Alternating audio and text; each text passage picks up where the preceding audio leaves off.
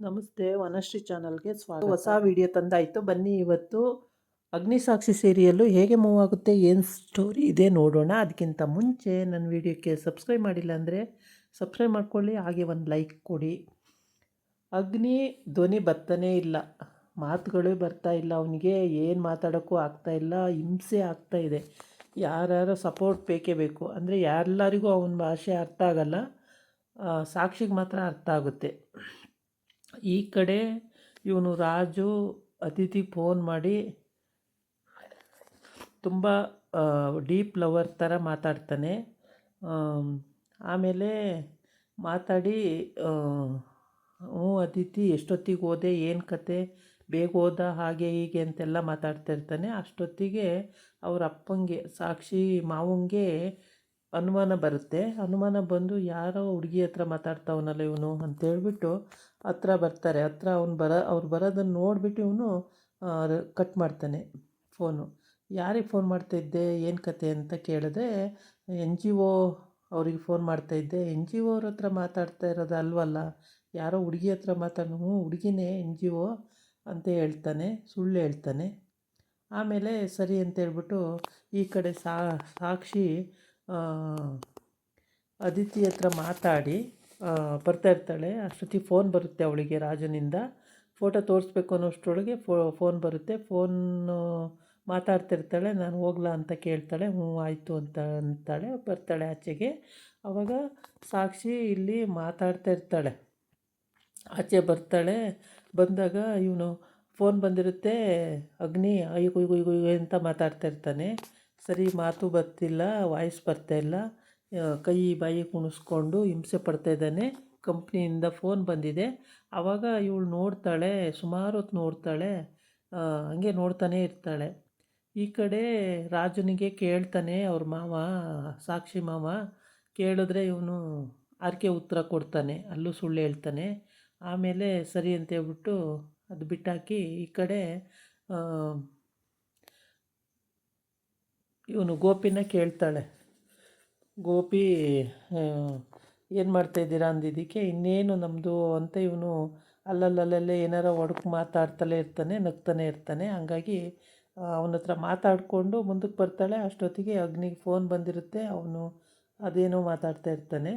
ಹೀಗಾಗಿ ಫೋನ್ ಇಸ್ಕೊಂಡು ಅವಳು ಅಗ್ನಿ ಸಾರಿಗೆ ಇವತ್ತು ಬರೋಕ್ಕಾಗಲ್ಲ, ಮೀಟಿಂಗ್ ಕ್ಯಾನ್ಸಲ್ ಮಾಡಿ ನಾಳೆ ಬರ್ತಾರೆ ಅಂತ ಹೇಳ್ತಾಳೆ.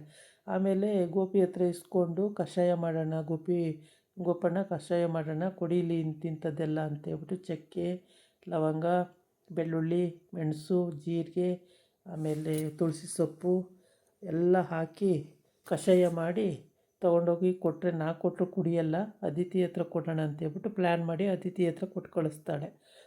ಕೊಟ್ಟು ಕಳಿಸ್ಬಿಟ್ಟು ಮನೇಲಿ ನೋಡ್ತಾ ಇರ್ತಾಳೆ. ಕುಡಿಯಲ್ಲ ಅಂತ ಫಸ್ಟ್ ಅಂತಾನೆ, ಆಮೇಲೆ ಕುಡಿತಾನೆ. ಈ ಕಡೆ ಇವನು ಪ್ರೀ ಪ್ಲ್ಯಾನ್ ಮಾಡಿಬಿಟ್ಟು ರಾಜು ಅವಳ ಹತ್ರ 5 ಲಕ್ಷ ರೂಪಾಯಿ ದುಡ್ಡು ಕೇಳಿದ್ದಾನೆ ಇವಾಗಲೇ. ಆಯಿತು ಕೊಡ್ತೀನಿ ಅಂದಾಳೆ. ಲವರ್ ಅಲ್ವಾ, ನಿನಗೆ ಕೊಡದೆ ಇನ್ಯಾರಿಗೆ ಕೊಡ್ತೀನಿ ಅಂತ. ನೀವು ನನಗಲ್ಲಪ್ಪ ಅಂದರೆ ಸರಿ, ಮಗು ಪ್ರಾಣ ಉಳಿಯುತ್ತಲ್ಲ, ಮಗುಗೆ ಕೊಡೋಣಂತೆ ಅಂತ ಹೇಳ್ತಾಳೆ. ಸರಿ ಅಂತೇಳ್ಬಿಟ್ಟು ಇವನು ಆಯಿತು, ಈಗ ಖರ್ಚಿಗೊಂದು ಸಿಕ್ಕಾಯಿತು, ಮನಸ್ಸಿಗೆ ಒಂದು ಸಿಕ್ಬಿಟ್ರೆ ಸಾಕು ಅಂತ ಮನಸ್ಸಲ್ಲೇ ಅಂದ್ಕೊಂಡು ಖುಷಿ ಪಡ್ತಿರ್ತಾನೆ. ಫ್ರೆಂಡ್ ಹೇಳಿರ್ತಾನೆ, ಎರಡೆರಡು ಕಡೆ ಬ್ಯಾಟ್ ಬೀಸ್ತಾ ಇದೆಯಾ ಹುಷಾರು ಅಂತ ಹೇಳಿರ್ತಾನೆ. ಆದರೂ ಇವನು ಅದು ತಲೆಗೆ ತಗೊಳ್ಳೋದೇ ಇಲ್ಲ. ಹಾಗಾಗಿ ಹಣ ತಗೊಳ್ಳೋಣ, ಕಷಾಯ ಕುಡಿ ಅಂತ ಕೊಡೋಕೆ ಹೋಗ್ತಾಳೆ. ಘಾಟು ಬಾಯಿಗೂ ಇದಾಗುತ್ತೆ. ಆಮೇಲೆ ತಕ್ಷಣ ಕುಡಿಯೋಕ್ಕಾಗಲ್ಲ ಅಂತ ಬಿಡ್ತಾನೆ.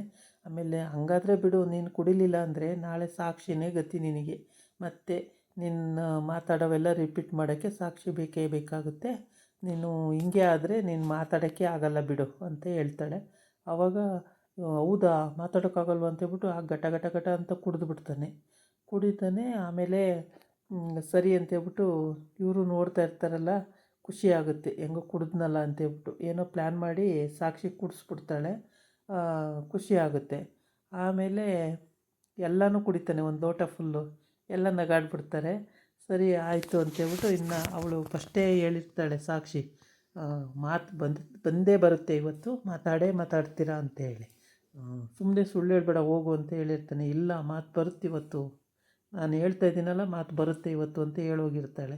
ಕಷಾಯ ಕಳಿಸ್ಕೊಡ್ತಾಳೆ, ಕಷಾಯ ಕುಡ್ದಾಕ್ತು, ಇನ್ನು ನಾಳೆ ಮಾತು ಬಂದುಬಿಡುತ್ತೆ. ಆರಾಮಾಗಿ ಮಾತಾಡ್ತಾನೆ, ಈಸಿ ಆಗಿಬಿಡ್ತು. ಆಮೇಲೆ ಎಲ್ಲರೂ ಖುಷಿಯಾಗಿ ನಗ್ತಾ ಇರ್ತಾರೆ. ಕೈ ಇತ್ತಾ ಅಂತ, ತುಂಬ ಕೈ ಇತ್ತಾ ಅಂತ ಕೇಳ್ತಾರೆ. ಕೈ ಇದೆ ಇಲ್ದಲೇ ಮತ್ತು ಇನ್ನೇನು ಸಿಹಿ ಇರುತ್ತಾ ಅಂತೇಳಿ ಎಲ್ಲ ಕುಡ್ದಾಕಿ ವಾಯ್ಸ್ ಕ್ಲಿಯರ್ ಮಾಡ್ಕೊತಾನೆ. ಇದಾಗಿತ್ತು ಇವತ್ತಿನ ವೀಡಿಯೋ. ನಾಳೆ ಇನ್ನೊಂದು ವೀಡಿಯೋ ಜೊತೆ ಬರ್ತೀನಿ. ನಮಸ್ಕಾರ.